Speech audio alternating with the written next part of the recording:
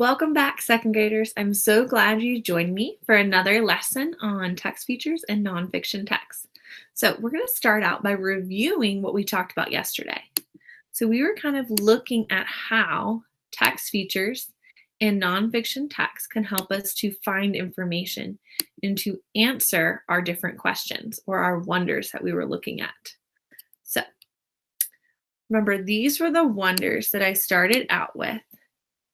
Why do we celebrate holidays? How are holidays created? And what holidays are in May? But after reading the first kind of section of our book on the different chapters on Mother's Day, Father's Day, the history, and how to celebrate those two holidays, I started to have some new wonders. And that's an important thing to think about is that our wonders can change as we learn new information. So now I'm wondering, what other family holidays are there? When are they celebrated? So sometimes our questions that we have change. We have to revise them or make them new or change them, make them different based on the information we've already read. So these are the two questions I'm kind of focusing on as we read today's section. So let's review that nonfiction texts help us to answer our wonders. So I have these new wonders, and again, I'm going to return to our nonfiction text to help me find the answer to these questions. And then these are our learning targets again. I can find information using a nonfiction text, and I can identify text features and use text features to preview on nonfiction text. So yesterday we reviewed our different text features. We went over them. We saw them in the book. So keep that information in mind as we dive into today. So again, our focus is on being able to find information in nonfiction text using those text features. And these are the different things you want to do or think about while you're reading a nonfiction text. So first, think about what you want to learn from it, your purpose. And those are my two new questions I have, my two new wonders. What other family holidays are there? When are these holidays celebrated? And then you still want to be paying attention to the text features because they can expand your understanding and give a better explanation for what the text is describing. Always reread for clarity. So that's why you have the text to access and reread after we finish today's lesson before completing the activity.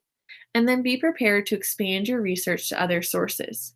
So far, I do have one question I really haven't been able to answer yet. And I might be able to answer today, but my one question about what other holidays are in May, we've only talked about Mother's Day in the book, and I'm not sure if other family holidays will happen in May.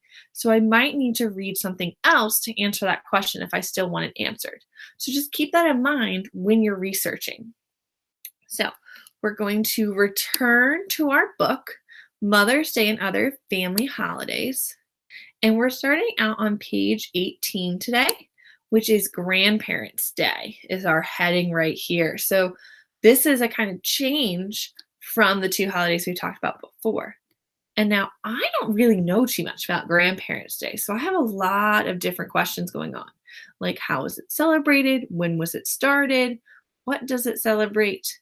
And I'm going to dive in by first previewing the text with our text features. So here we have a picture of a girl and a woman. She looks a lot older than her. So I'm assuming because our title is Grandparents' Day, this is probably her grandmother. And so then I can read this caption that Grandparents' Day is a good time to spend with senior citizens in your community. So maybe it's not her grandmother, but it's another senior citizen. And so the word senior citizen is also here in bold, and that normally just means they are older citizens. They're known as elderly. So they're just much older than us. And then we have down here our Did You Know? So did you know the forget-me-not is the official flower of National Grandparents' Day? And then we have an extra little photograph right here of the forget-me-not flower to go with this Did You Know box. So it's kind of almost serving as a caption. And then here we have another photograph, and it says spending time with senior citizens in hospitals and nursing homes brighten their day. So we've got a lot of good information from these text features. So then we can go ahead and start reading our passage. So Grandparents' Day is a holiday to celebrate grandparents. It is also a day to show love and respect to all senior citizens in your community. Grandparents' Day was created by a woman named Mary Ann McQuaid. She first came up with the idea in 1970. McQuaid wanted a special day to celebrate grandparents. She also wanted to honor your senior. McQuaid worked hard to get support for her idea. In 1978, President Jimmy Carter made Grandparents' Day an official holiday in the United States, and an official holiday in Canada in 1995. Grandparents' Day is celebrated on the Sunday after Labor Day. So one of my questions are, when are these holidays celebrated? And so this tells me here it's celebrated on the Sunday after Labor Day. Now, if you didn't know when Labor Day was, you would have to then answer that question. But I know that Labor Day actually takes place in September because that's normally the Monday before school starts.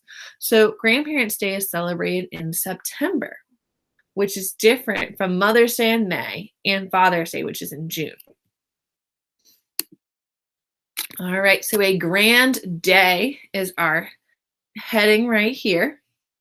And then we've got some more text features. So if you want to go ahead and preview the text on your own with this page.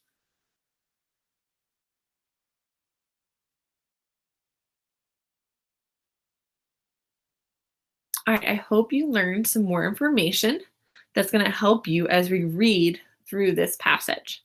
So Grandparents' Day is a special time for grandparents and grandchildren to spend time together. Children can learn more about their family history. Ask your grandparents to share stories from when they were young. You might discover that they enjoyed some of the same activities you do. You can also look at photographs when your grandparents were your age. Grandparents' Day is a great time to start holiday traditions. This is a new word we'll talk about. Find an activity you both enjoy, such as playing board games or hiking. Try doing this activity together every Grandparents' Day to make the holiday even more special. So traditions is a bold word here because it's really important for holidays and celebrations. So a tradition is something you do on a holiday to celebrate, and you repeat it year after year. It's something your family always does. There's lots of different traditions that we have with different holidays. And it's kind of telling you here to start a tradition with your grandparents, maybe such as playing a board game, something that you would enjoy celebrating with them year after year after year. All right, so if you want to make a Grandparents' Day craft, you can read these 2 pages to learn a little bit more. We're going to keep going so we can kind of focus on answering my questions of what other family holidays are there and when are they celebrated. All right, so Family Day history. This sounds like it's going to answer a lot of good questions.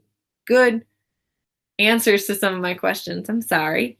All right, so let's take a look at our text features first. So we've got a picture here. We've got a caption. It says, some families enjoy spending the day inside playing games on Family Day. So is Family Day a holiday? Did you know other people around the world also celebrate families? In the Australian Capital Territory, people celebrate family and community. In South Africa, the day after Easter Sunday is Family Day. So holidays are not just something that happens in the United States. They just might look different in other countries around the world. And then here we have another picture of a family. Family Day is a day off so families can spend time together. So I noticed one thing is that all these families are in coats and it looks like it's snowing. So one of my questions are, when are these holidays celebrated? So I'm going to assume that this holiday maybe happens during the winter. So we're going to read about Family Day starting here. So Family Day is celebrated in the Canadian provinces of Ontario, Saskatchewan, and Alberta. It is on the 3rd Monday in February. Schools and most businesses are closed. So it's happening on the 3rd Monday in February, and which means it's winter, so that's when it's celebrated. But one thing is, this holiday is a special holiday in Canada. So this is not a holiday that is recognized in the United States, but it's still really cool to learn about. So Alberta first celebrated this holiday in 1990. Saskatchewan introduced it in 2007, and Ontario in 2008. The holiday gives people a break during the long winter. In the U.S., Family Day is a state holiday in Arizona.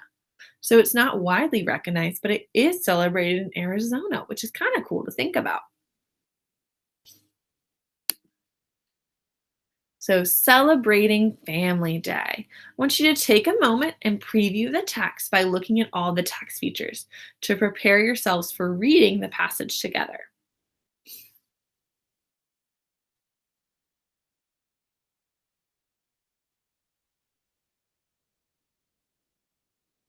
All right, now that you've looked at those text features, we're going to go ahead and read all about celebrating Family Day. So, because Family Day is in winter, many families choose to celebrate with outdoor activities, such as figure skating, skiing, or tobogganing. Other families prefer to stay warm by choosing indoor activities, such as watching movies, playing board games, or working together to prepare a special meal. Museums, theaters often have special concerts and performances that families can attend together. No matter what activity you choose, the most important thing is that your family is spending time together. And then here we have a family day craft. Now, we're going to return to this page later on when we talk about our response. So, we're going to go ahead and finish the book. Around the World. So, based on this title, I'm already thinking it's going to be talking about different holidays around the world, not just ones in the United States. So, we're going to take a minute to preview the text by looking at the photographs, the caption, and the Did You Know box. Go ahead and read those on your own.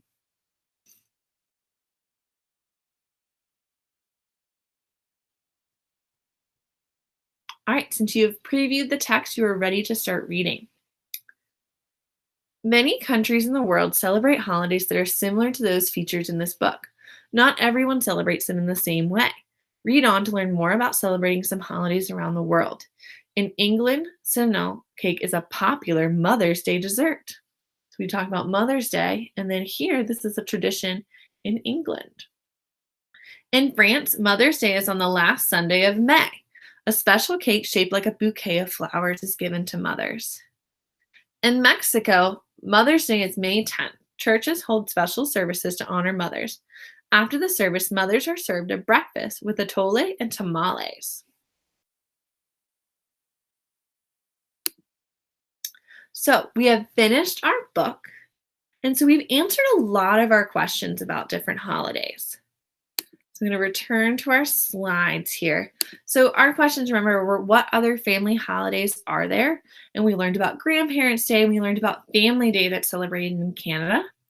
And then we asked, when are those holidays celebrated? So I learned that Grandparents' Day is celebrated in September, and that Family Day happens in February. So one of the questions that I did not answer yet, what other holidays are there in May? So tomorrow's lesson is actually going to focus on being able to answer that question. But today, what I want you to work on is making sure that you reread pages 18 through 31 to make sure you're paying attention to the text features and really understanding what you've read today. Then you're going to return to page 29 and follow the directions to make your own family crest. You're going to use the text features to help you. You can also use the template on the next slide to get you started. And then again, the optional activity for this week is to complete the I Ready lesson. So I'm going to take you back to the text to show you the activity that you're going to be completing on your own. So it says to return to page 29. So if you're going to the text, you're going to go to page 29. And so here we have a directional text. So remember, directional text is a how-to text that's going to tell you step by step what to do. When you read a directional text, you want to make sure you pay attention to the material section, any visuals, so they have this picture here, and the steps, and making sure you're following them in order. They're labeled using numbers, and those are the order that you want to follow, starting with 1, ending with 6. So to get us started, we're going to go ahead and read this page as well, since we didn't read it during the lesson, because I wanted you to return to it for this activity. So, a family day craft. Designing a family crest is a great activity that involves everyone in the family. A family crest is a symbol that represents your family. So over here, we have a family crest. We can see it has the last name Jones, loving, caring, sharing, and then it's got 4 sections.